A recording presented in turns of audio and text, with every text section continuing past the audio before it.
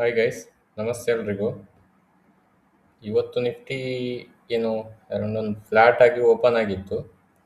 Flat ಆಗಿ open ಆದಮೇಲೆ ಏನಾಗಿತ್ತು ಅಂತ ಹೇಳಿದ್ರೆ ಇಲ್ಲಿ ನೋಡಿ, CPR ಹತ್ರ ಸಪೋರ್ಟ್ ತಗೊಂಡು first 5 minutes candle again previous day high ಮತ್ತೆ R1 ಈ ಲೆವೆಲ್ ಹತ್ರ ಹೋಗಿದೆ. ಅಗೇನ್ ಈ ಝೋನ್ ಏನಿದೆಯಲ್ಲ,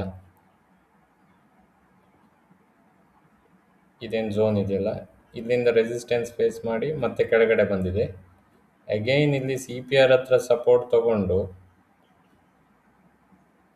ಮತ್ತೆ ಏನು ಪ್ರೀವಿಯಸ್ ಡೇ ಹೈ ಮತ್ತೆ R1 ಲೆವೆಲ್ ತನಕ ಹೋಗಿದೆ.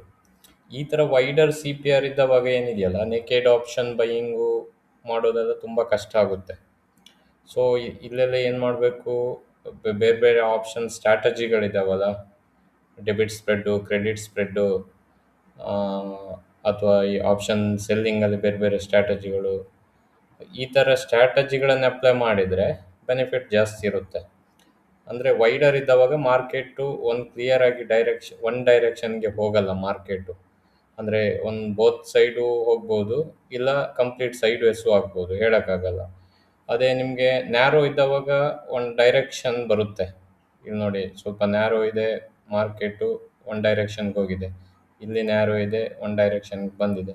ಸೊ ಈ ಥರ ವೈಡರ್ CPR ಇದ್ದವಾಗ ಈ ಬ್ರೇಕ್ಔಟ್ ಏನಾಗಿದೆಯಲ್ಲ ಈ ಝೋನಲ್ಲೆಲ್ಲ, ಅದು ಫೇಲ್ ಆಗೋ ಚಾನ್ಸಸ್ ಜಾಸ್ತಿ ಇರುತ್ತೆ. ವೈಡರ್ ಇದ್ದಾವಾಗ ಯಾವುದೇ ಸೈಡ್ ಆಗಲಿ ಅದು ಬ್ರೇಕ್ಔಟ್ ಎಲ್ಲ ಫೇಲ್ ಆಗೋ ಚಾನ್ಸಸ್ ಜಾಸ್ತಿ ಇರುತ್ತೆ. ಇದು CPR ಕಾನ್ಸೆಪ್ಟಲ್ಲಿ ಒಂದು ಮೆಥಡು. ಹಾಗೆ ನಾಳೆ ದಿನಕ್ಕೆ ನೋಡೋದಾದರೆ, ಅಂದರೆ ಇವತ್ತು ಒಂಥರ ಸೈಡ್ ವೇಸ್ ಇದ್ದಿದ್ದರಿಂದ ಮಾರ್ಕೆಟು, ಸೊ ನಾಳೆ ದಿನಕ್ಕೆ CPR ನ್ಯಾರೋ ಆಗಿದೆ. ನಾಳೆ ದಿನ ಮಾರ್ಕೆಟಲ್ಲಿ ಒಂದು ಟ್ರೆಂಡಿಂಗ್ ಇರ್ಬೋದು. ಅಂದರೆ ಇದೇ ರೇಂಜ್ ಒಳಗಡೆನೇ ಇತ್ತು ಅಂದರೆ ಅಗೇನ್ ಸೈಡ್ ವೇಸು ಆಗ್ಬೋದು. ಇಲ್ಲೆಲ್ಲಾದರೂ ಬ್ರೇಕ್ಔಟ್ ಆಯಿತು ಅಂತ ಹೇಳಿದರೆ ಯಾವುದಾದ್ರೂ ಡೈರೆಕ್ಷನ್ಗೆ ಒಂದು ಟ್ರೆಂಡ್ ಬರ್ಬೋದು. ಸೊ ನಾವು 15 ಮಿನಿಟ್ಸಲ್ಲಿ ನೋಡೋದಾದರೆ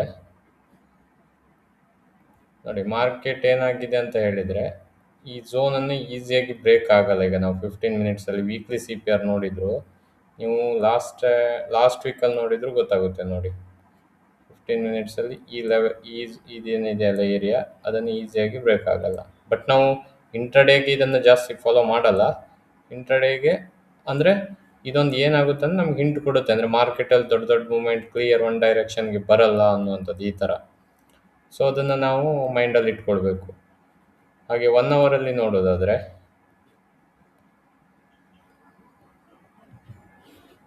1 ಅವರಲ್ಲೂ ನೋಡಿ, ನಾನು ಲಾಸ್ಟ್ ಟೈಮ್ ಅಂದರೆ ಈ ಮಂತಲ್ಲಿ ಹೇಳ್ತಾ ಇದ್ದೆ ಮಾರ್ಕೆಟ್ ಈ ಲೆವೆಲಿಂದ ಅಷ್ಟು ಈಸಿಯಾಗಿ ಹೋಗಲ್ಲ ಮೇಲ್ಗಡೆ ಅಂತ. ಸೊ ಅಂದರೆ ಇಲ್ಲೂ ಸಹ ವೈಡರ್ ಇದೆ CPR.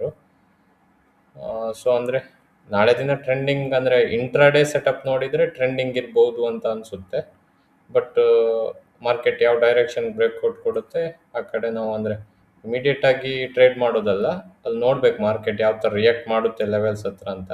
ಅದನ್ನು ನೋಡಿ ಟ್ರೇಡ್ ಪ್ಲ್ಯಾನನ್ನು ಮಾಡ್ಬೋದು. ಇವತ್ತಿನ ದಿನ ನಾವು ನ್ಯಾರೋ CPR ಸ್ಟಾಕ್ಗಳನ್ನು ನೋಡೋದಾದರೆ,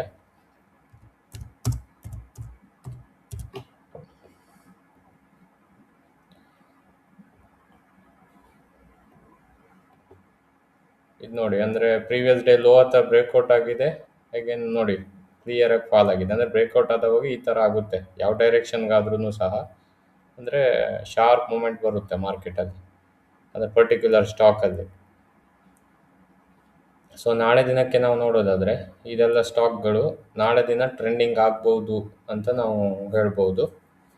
ಸೊ ನೀವು ನಿಮ್ಮ ಸೆಟಪ್ಪನ್ನು ಯಾವ ರೀತಿ ಫಾಲೋ ಮಾಡ್ತೀರಿ ಅದರ ಆಧಾರದ ಮೇಲೆ ನೀವು ಟ್ರೇಡ್ ಪ್ಲ್ಯಾನನ್ನು ಮಾಡ್ಬೋದು. Thank you guys. ನಿಮಗೆ CPR ಕಾನ್ಸೆಪ್ಟ್ ಇಷ್ಟ ಆಗಿದರೆ, ನಿಮಗೆ CPR ಕಾನ್ಸೆಪ್ಟನ್ನ ಕಂಪ್ಲೀಟಾಗಿ ಕಲಿಬೇಕು ಅಂತ ಅನಿಸಿದರೆ ನನ್ನನ್ನು ಕಾಂಟ್ಯಾಕ್ಟ್ ಮಾಡಿ. ಹಾಗೆ ನಮ್ಮ ಯೂಟ್ಯೂಬ್ ಚಾನಲ್ನ ಸಬ್ಸ್ಕ್ರೈಬ್ ಮಾಡಿ. Thank you.